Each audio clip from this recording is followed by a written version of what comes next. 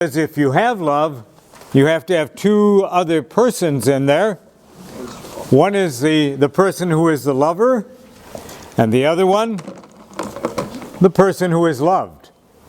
And so that's how you get the three persons of God. That was the short form. Then the long form, which is much more complete, as you remember. It started with God the Father. He was a person. Remember, the word person is a term the church invented. So all those things, personality, personhood, stuff like that, all comes from the word we had to invent to be able to explain the three persons of God. And so this person, what persons are able to do that make them different from other creatures is that we are able to think and we're able to choose. And so this one here, the beginning, the Father, thinks, and he gets in his mind a complete picture of himself. If he's a person, then this one has to be a person. And so you have two. This one is the thinker. This one is the thought. This one the speaker. This one the word that is spoken. And once you have those two, then because they are persons, they choose, or they will, or they love. And so this one gives himself completely to this one, and this one at the same time gives himself completely to this one, and so this becomes, again, the third person. Okay, that's very abstract, but you at least have heard it, and it should help if you get questions. Now, what we're dealing with tonight is the Holy Spirit and spirituality. Holy Spirit and spirituality. And what I'm going to do with it is the point of the purpose of the church. The purpose of Jesus' coming is ultimately to make us good and holy people. And so how does that happen? Well, the first people who were disciples of Jesus, obviously the apostles, we take a look at their lives. What happened to them? The question I always pose with this is, when did the apostles become Christians? When did they become Christians? Was it when Jesus called them? Well, no, they don't believe everything yet. They don't understand. When do they become Christians? When he rises from the dead and they meet him as the risen person? Well, there's still some growth going on. And then you have a third thing that happens where the Holy Spirit comes down on them.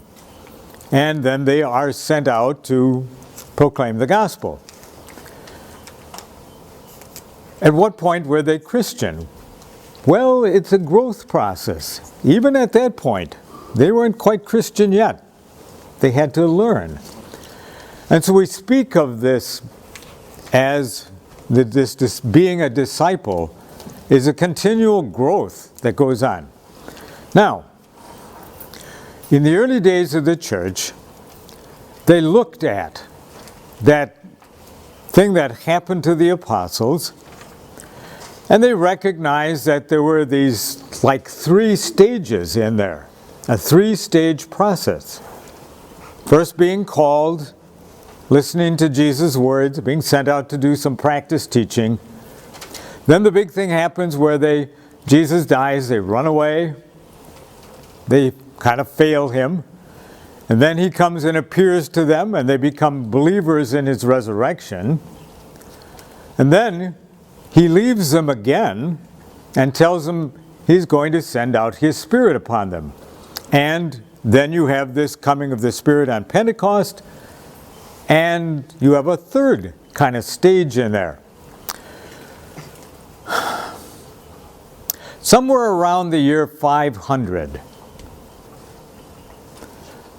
an anonymous monk in some Eastern monastery wrote a little booklet. I read the thing at one point. And he said, and this was out of his experience in the monastery, he said there was like 3 stages of growth that the person seeking holiness went through. And he gave names to these stages.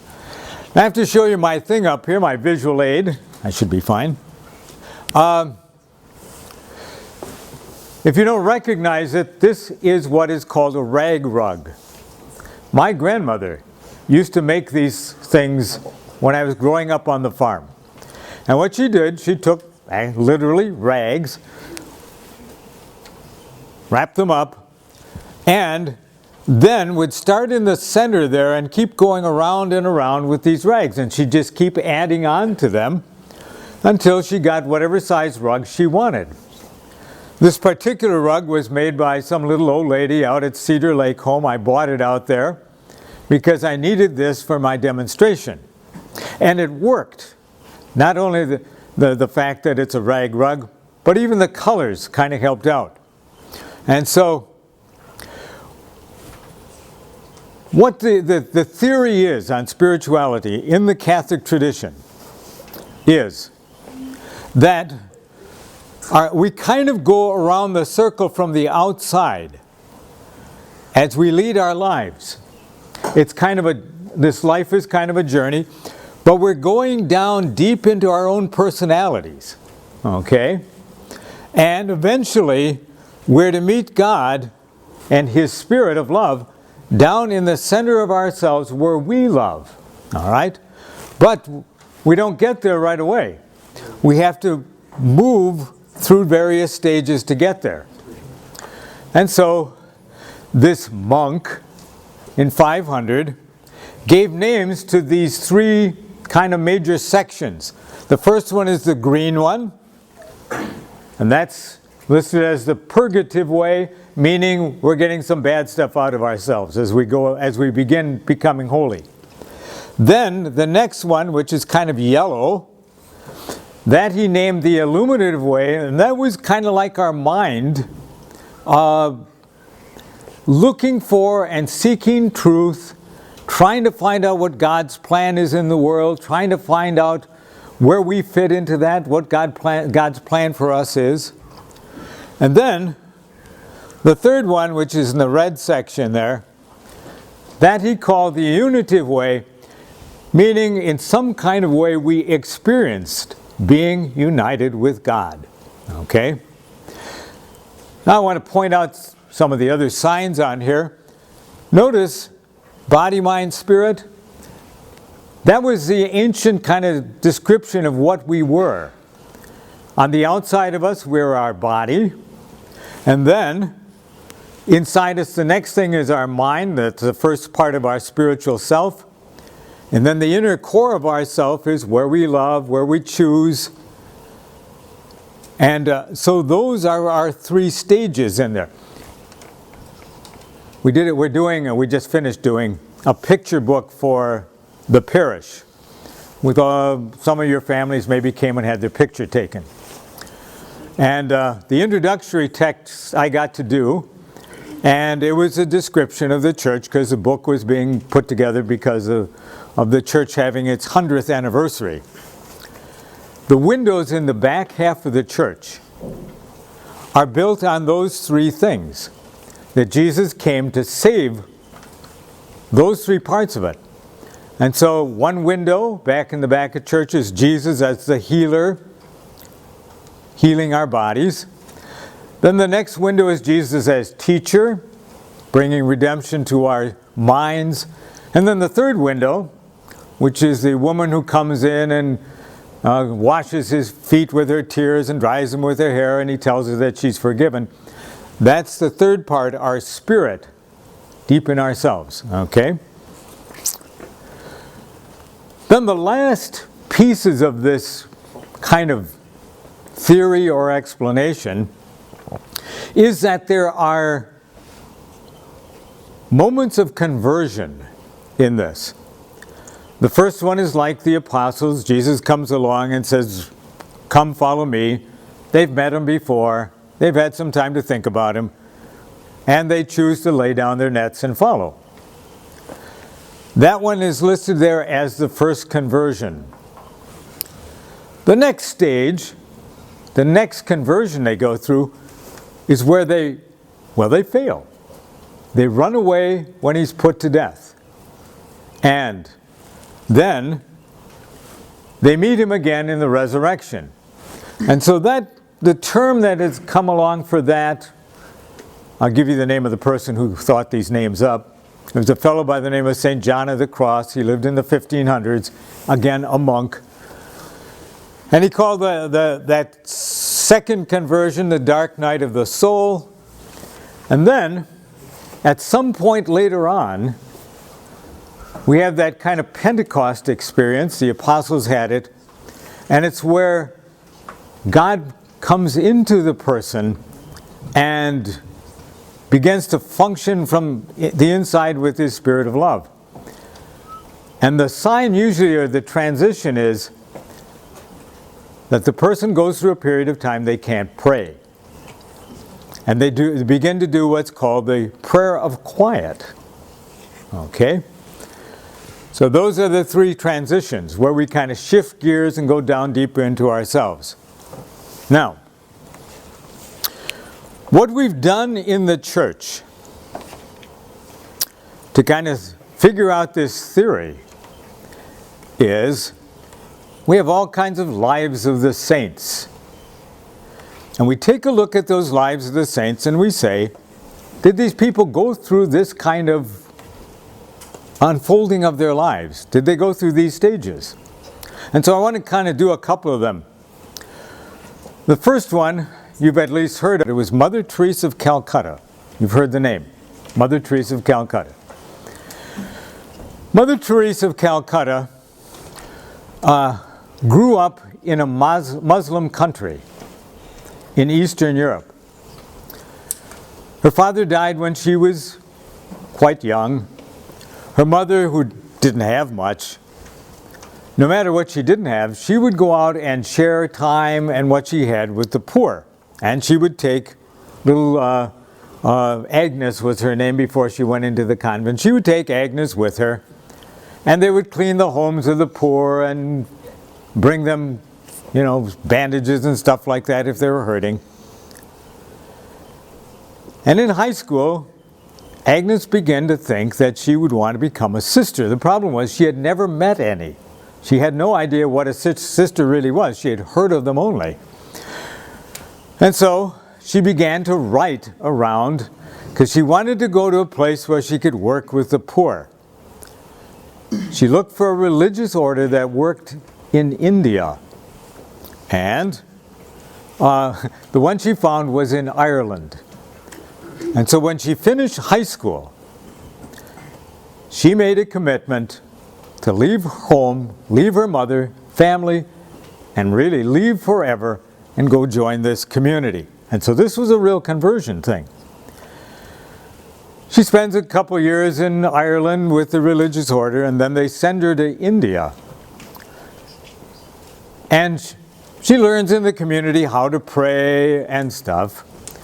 But what happens is that she finds in India, they make her a teacher in a high school for rich kids. And she came there to work with the poor. And so she is there probably for about 20 years in this. And then her mother writes her a letter. And she's been writing home to her mother. And she writes a letter, her mother, and says, "What are you doing for the poor? You went to India to work with them." And so what happens is, every year in a religious community, you go on a retreat, maybe for a week of prayer. And she goes on this retreat, and as she's coming back on the train, and if you've seen movies of like Slumdog, whatever that was, Millionaire, the trains are a show over there. The people sit on top of the trains, they're hanging out the windows, okay, they got chickens and whatever with them as they're traveling on the trains. It's just jammed with people. And as she's coming back from this retreat, she decides that God is now calling her to leave this religious community and go out and work with the poorest of the poor in the streets. Takes her a couple years to get permission, but the first venture is she goes out, and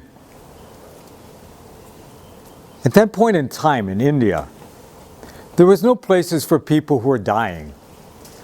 And so she decides to kind of create something where they can work with the dying there. They actually find people in garbage dumps where people would go, they couldn't take care of their mother anymore or something, there was no nursing homes, and they would just go and dump them. Okay? And she would, finally she got people to let her know if they found somebody like this, and somebody gave her a house to gather them in. And she begins to bring in some of her students that she taught in high school, and they form a community. Eventually it grows into working with the lepers and whatever, and so ultimately she receives the Nobel Peace Prize, recognized all over the world. But one thing nobody knows at the time was that she reached that third conversion. The second one was riding on the train. The third one came probably about 15 years before she died. Now she was giving instructions to all these nuns or whatever in her religious community. But all of a sudden prayer stopped for her. She couldn't pray. It just stopped.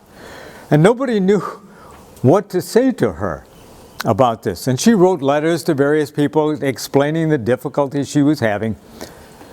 Finally, somebody who knew this kind of thing, when I got this when I was in the seminary, you learned this, somebody who knew this very well, a priest in Milwaukee, wrote back to her and explained to her what was happening to her, telling her, what's happening is, you now have been called to the prayer of quiet. And you may not get any consolation out of this prayer, but you are to make an act of your will that you are going to do this. And it didn't change for her. She really couldn't pray in the sense that she had before, but she became at peace with that. Okay? And so those are the three levels. Okay? Another example. I'm going to have enough cord here.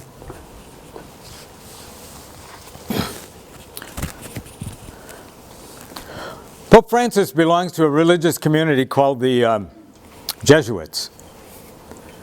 The Jesuits were started in the 1500s by a fellow by the name of St. Ignatius of Loyola.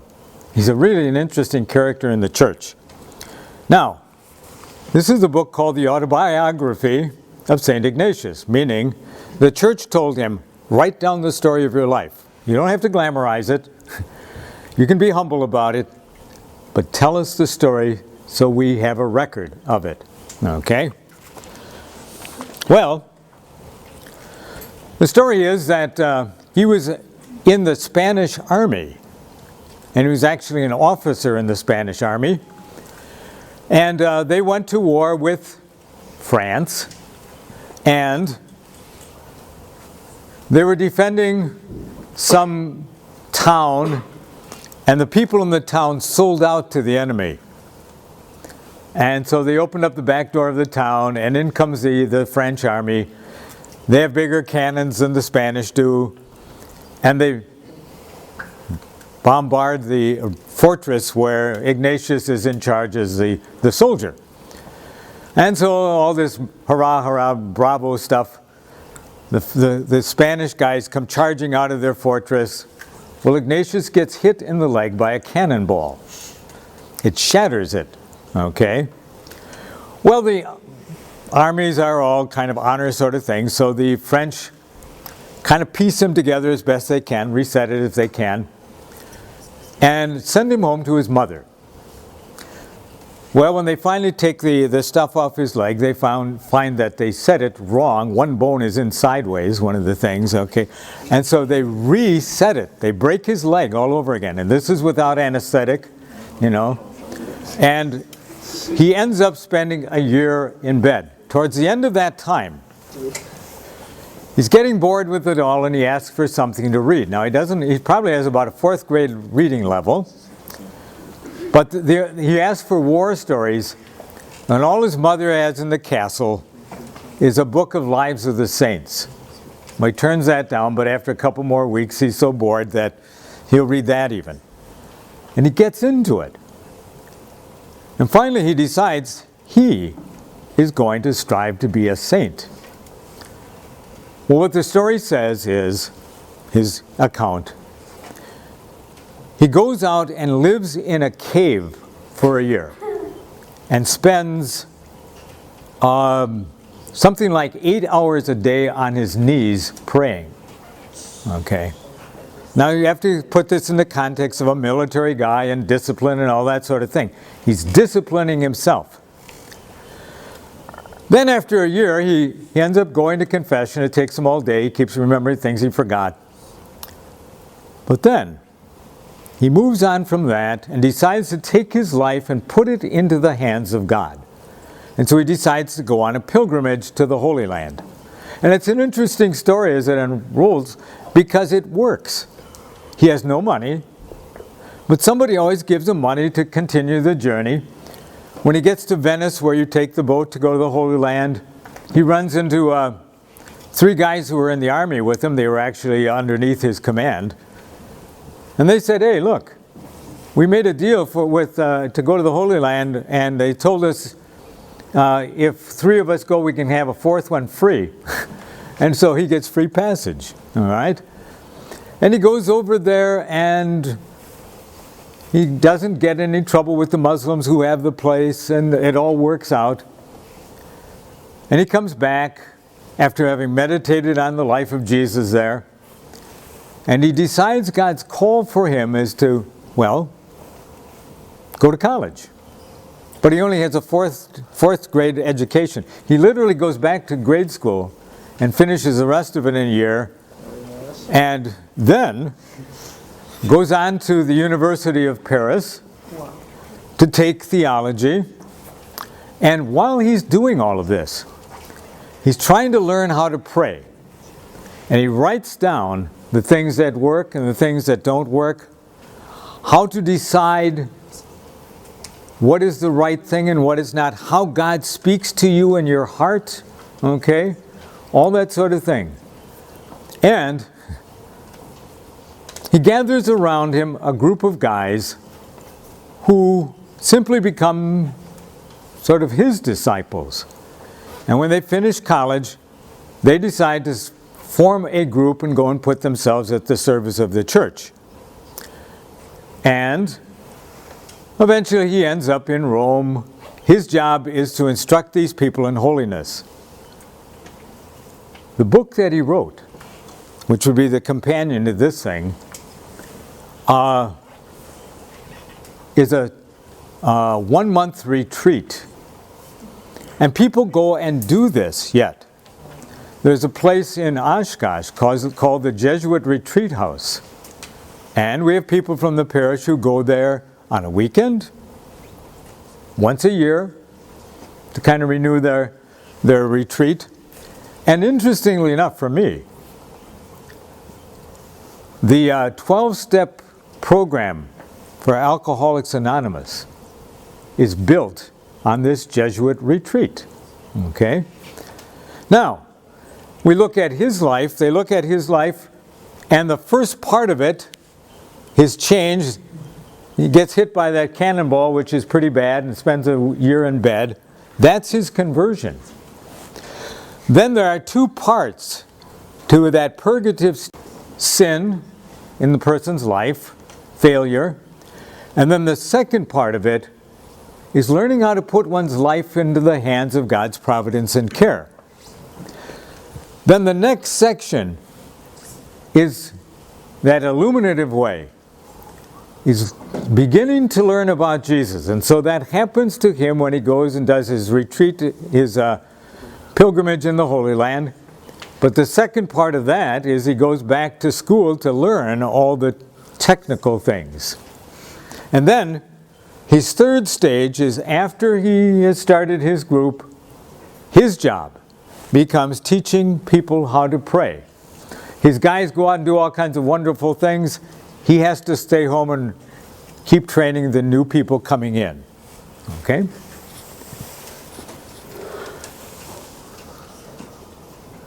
That's the stages of the spiritual life.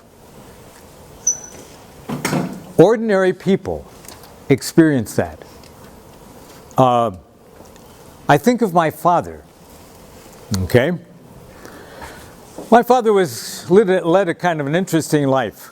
His father died of alcoholism when he was 5 years old. The story is that his father came home, laid down on the floor, and died right there with the family. Okay?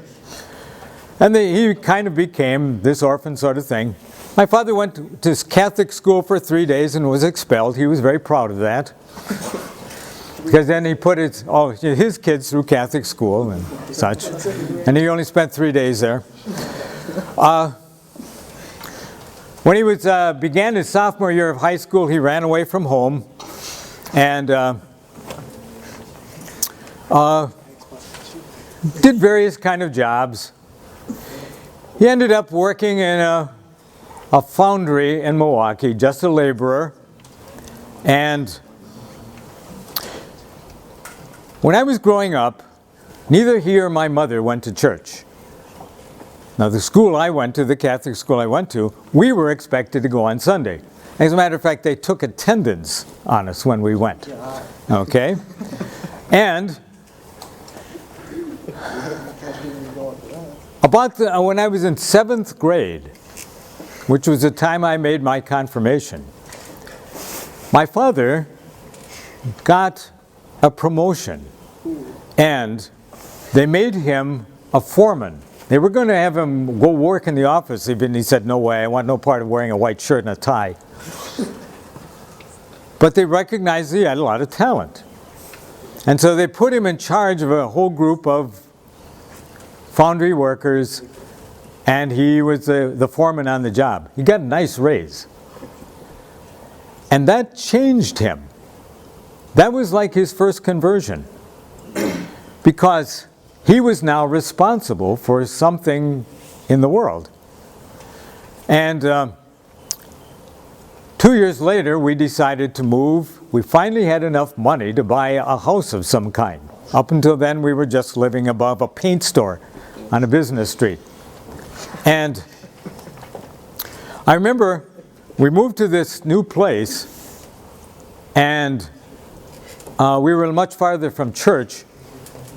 And so the question was, how were we going to get to church on Sunday? My brother and sister and I sat our parents down. This is literally the case, and I told you this story when you were in 5th grade. We sat our parents down and said, "Look, you're taking us to church. Get over it. It's time that you got your life together." Okay? And they said, "Okay." And so they began to move into some kind of prayer life. I remember when I hit college, I gave my mother a Bible, and she had never read one before. I gave her one, just a New Testament part. It was brand new at the time. And then I gave her a book on spirituality, and she started reading these, and they were changing. Then when I was in college, my father came down with cancer. They found some kind of tumor in him. He was very fortunate because they had there was no chemotherapy or anything at that time. They had just surgery.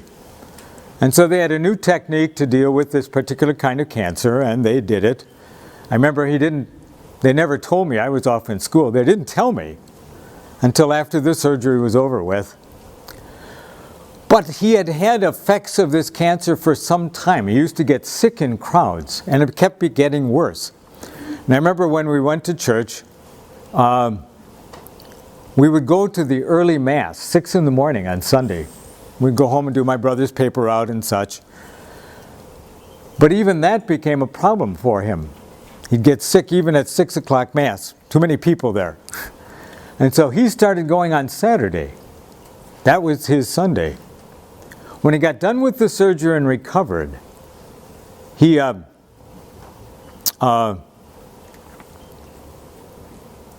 started being able to go back and be in crowds. And so he started going to church on Sunday, but he kept on going on Saturday.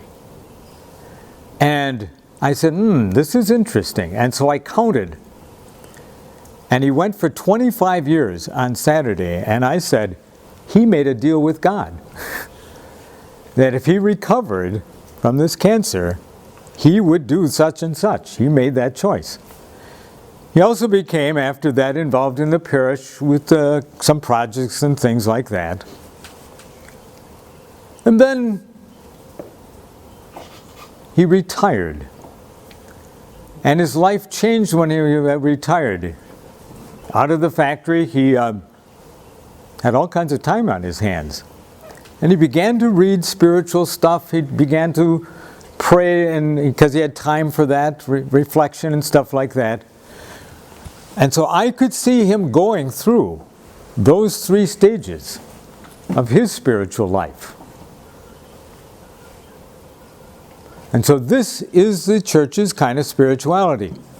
A couple of things that we detect for ordinary people when they do this. Again, in the purgative stage, the first part of it is they begin to deal with the fault in their lives. Now it depends what pushes them into that stage. For a lot of people nowadays, it's when they get married. And suddenly they find that somebody loves them, and they look inside themselves and they're not too sure why. And so they decide they better kind of get their act together. Okay?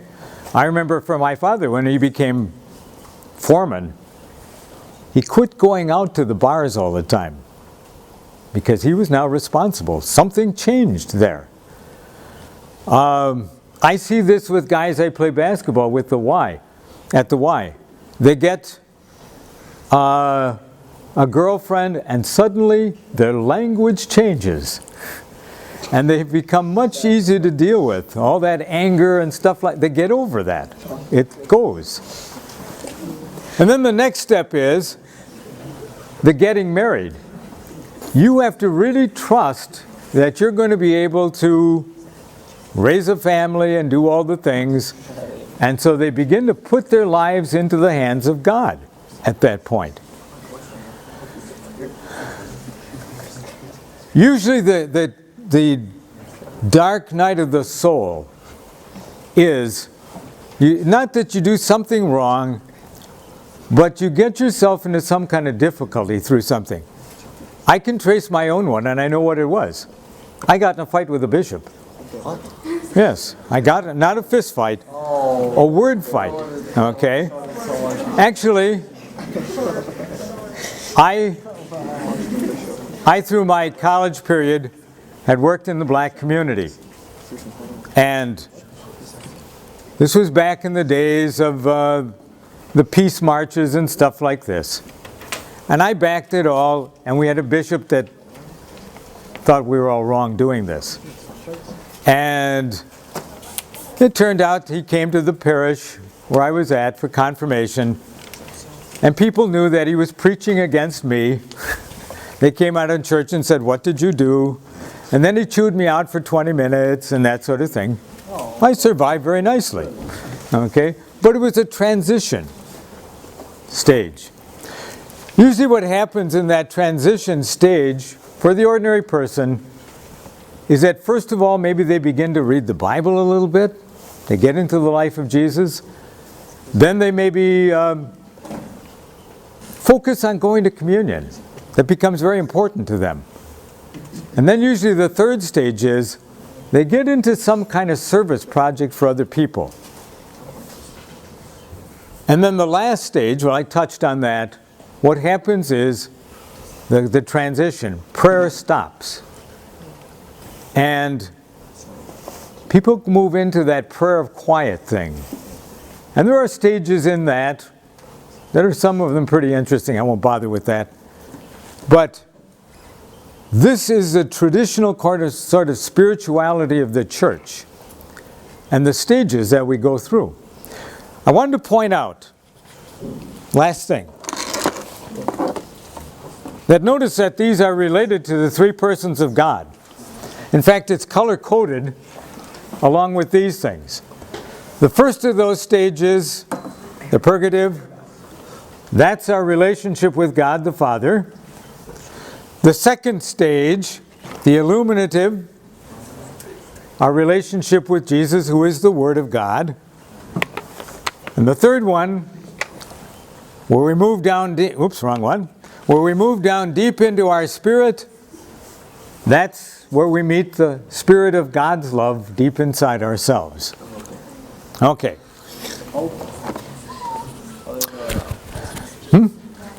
Okay.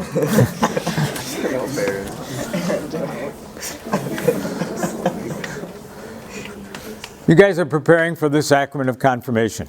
Yeah. This is a cycle.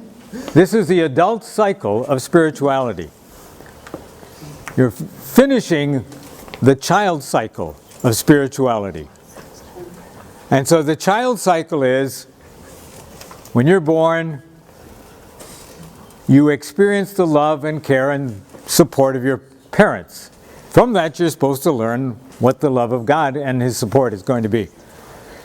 Then, when you get to grade school, you start having friends, you learn about Jesus, you learn that Jesus is your friend. Communion is the sacrament of that. And now at this point, what the Spirit does in your life. And so what is the Spirit to you? Well, the Spirit is what helps you make decisions in life and makes you want to go out and help other people. And so what I'm going to do at this point, we're going to divide you again into small groups. And I'll give you some questions to kind of help you discern, what is the Spirit doing in your life now? How is the Spirit helping you? You can turn that off.